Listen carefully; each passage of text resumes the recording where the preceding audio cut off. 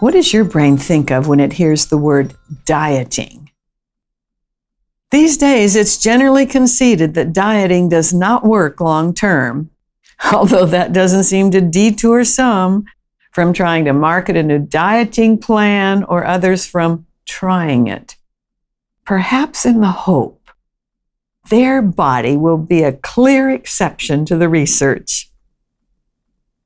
Short-term dieting, especially fad and radical diets, can result in the loss of a few pounds, but it cannot be sustained in any healthy way.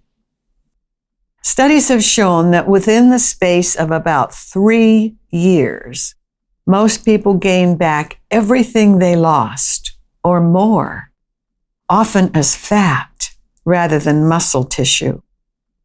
Yo-yo weight fluctuations are not good for either brain or body, and not for your pocketbook either, if you need to stock clothing in several different sizes.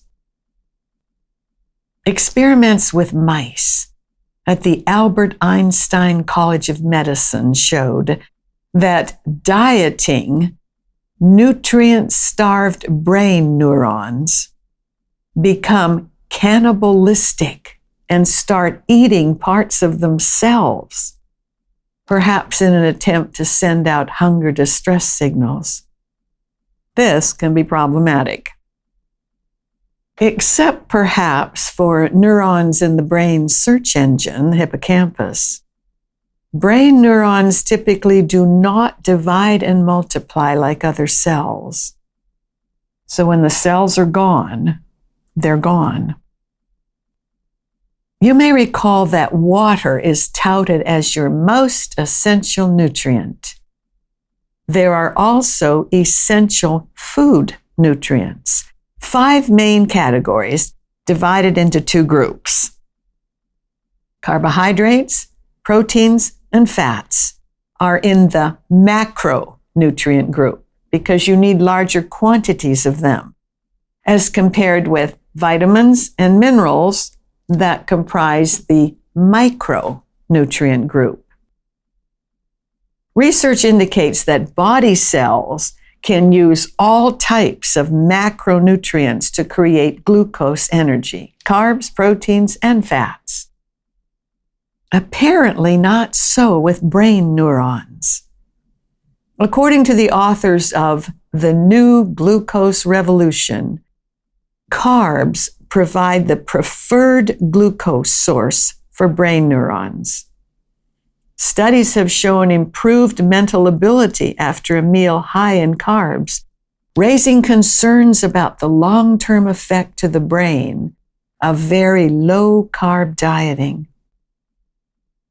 In order for your brain and body to utilize macro and micronutrients, foods and most beverages, except pure water, must be processed, digested by your gastrointestinal or GI system.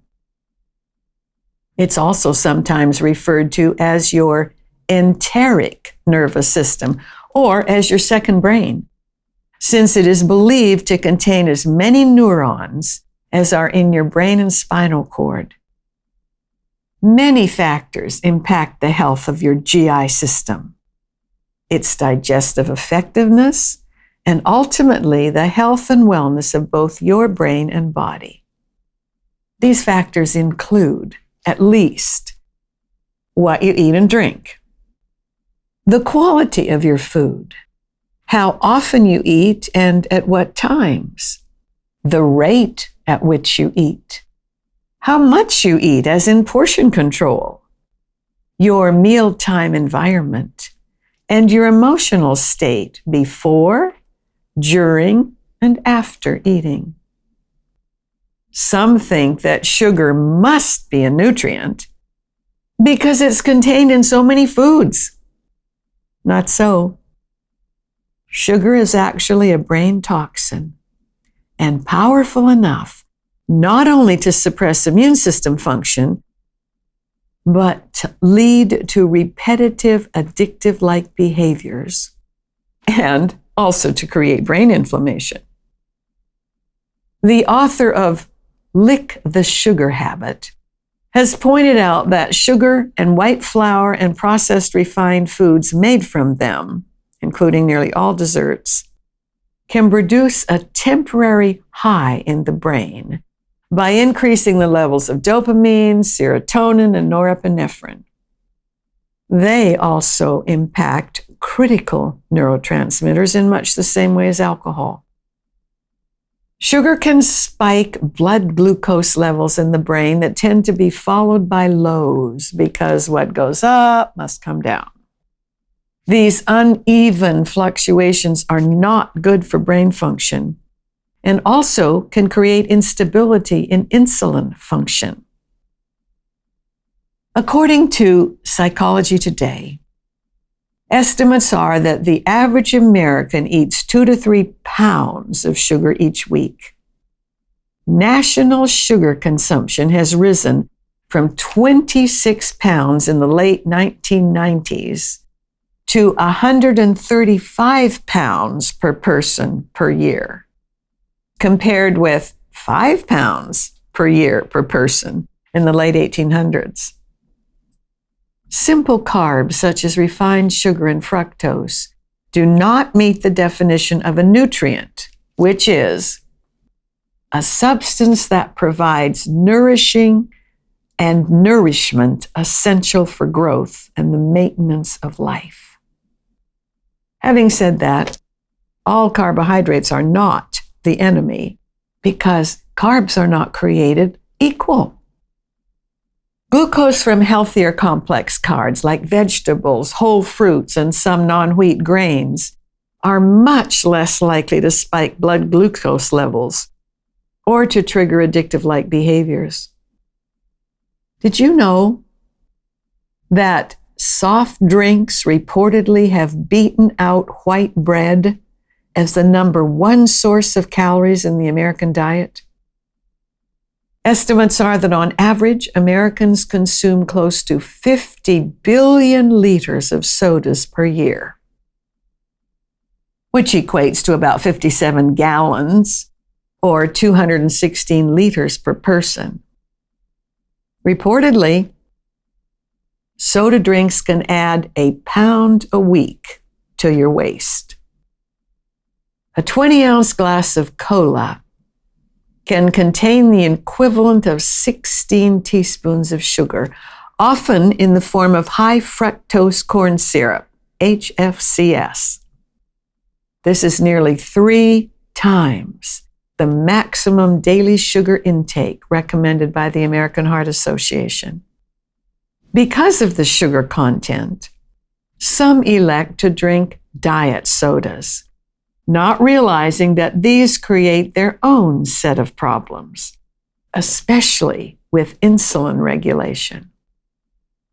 Cancer cells are especially ravenous glucose hogs.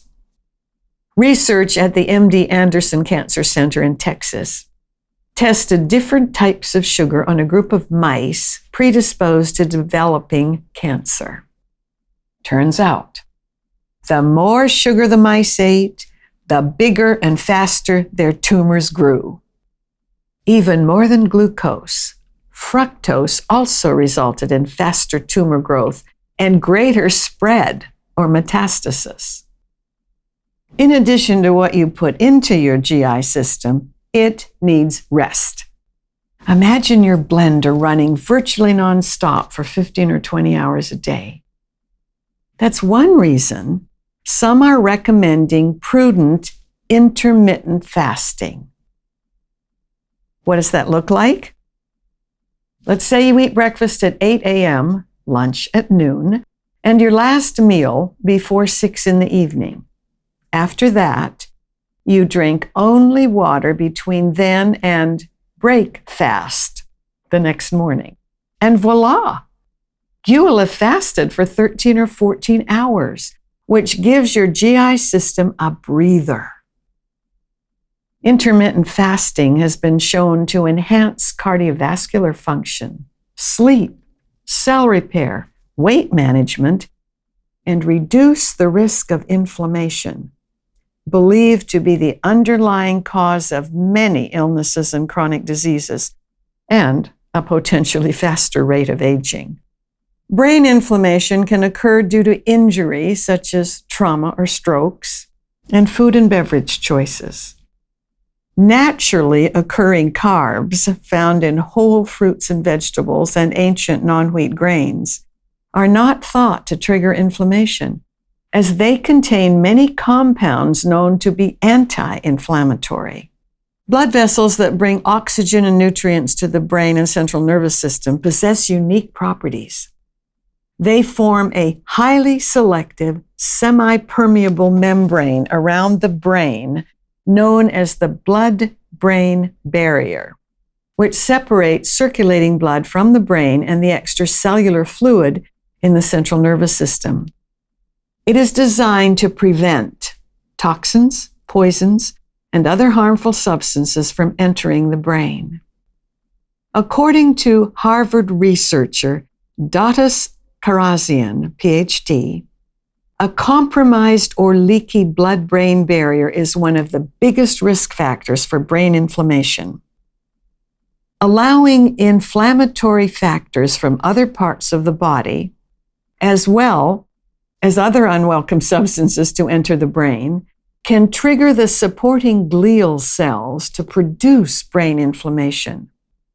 An all-round undesirable situation. The vagus nerve, said to be the longest and most complex nerve in your entire body, connects the brain with the gut and plays a huge role in brain-body communication. When you get a gut feeling or butterflies in your stomach or feel sick to your stomach, think vagus nerve and brain-body communication. Newsflash here. The vagus nerve helps control inflammation by turning it up or down. Its health is often described as high vagal or low vagal tone. Naturally, you want high vagal tone because low vagal tone is linked with increased inflammation. When good gut bacteria are compromised or killed, perhaps by antibiotics or genetically modified organisms, this information goes to the brain, likely via the vagus nerve. The health of your gut microbiome has been found to impact brain inflammation. Imagine! Who knew? How can you provide positive support to your vagus nerve? By moving toward a plant-based Mediterranean-style eating of unrefined and unprocessed foods eaten as simply as possible. By not overworking your digestive system, which is where intermittent fasting can help. By selecting high-quality nutrients and then enjoying them in a calm and pleasant environment. By singing, making music alone or with others, by engaging in loving kindness meditation or prayer, which is a form of meditation, even by splashing cool water on your face or alternating warm and cool water when showering. To recap, your level of wellness and potential lifespan is impacted by nutrition. Keeping your brain and body in optimum health involves a replenishing of quality nutrients on a daily basis. Make wise choices so you will have many more good years doing the things you love to do, including eating. Nutrition matters.